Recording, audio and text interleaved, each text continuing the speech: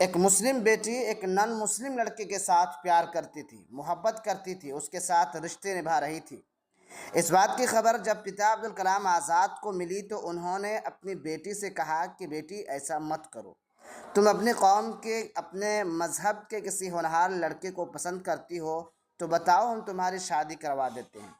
लेकिन तुमने गैर मुस्लिम लड़के से मोहब्बत की है, उससे तुम रिश्ते में हो, ये अच्छी बात नहीं है, ये जायज़ नहीं है, इस्लाम भी इसकी तालीम नहीं देती। ये सब कुछ वो अपनी बेटी से कहते हैं और अपनी बेटी को मना कर देते हैं, बेटी ऐसा मत करो। लेकिन वो बेटी अपने प्रेमी अभिषेक से मोहब्बत करती थी, इश्क करती थी, और कहा जा सकता है कि एक प्रेमी जोड़ा क्या कुछ कर सकता है, आपको इस खबर में पता चलेगा। इस बात से जब वो इनकार करते हैं तो बेटी नाराज़ हो जाती है। बेटी अपने प्रेमिका अभिषेक सिंह को इसके बारे में बताती है और कहती है कि अरे वो तो मेरे पापा, मेरे अब्बा जो हैं, वो मेरे वालिद जो हैं तैयार नहीं हैं।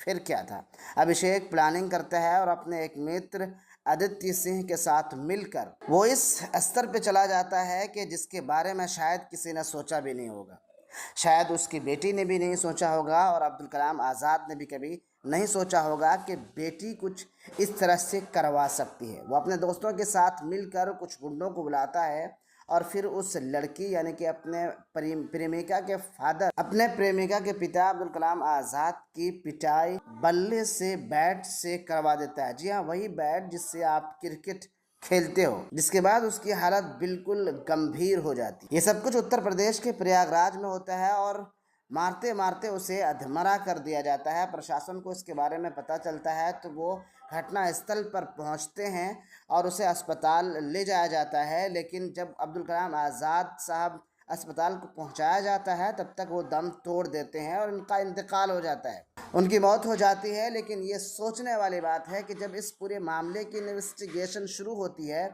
तो पता चलता है कि किस तरीके से 28 जुलाई को उनके साथ जो मारपीट की गई है वो किसी और ने नहीं बल्कि उनकी बेटी ने, आशिक के साथ मिलकर बेटी ने ये सब कुछ करवाया था।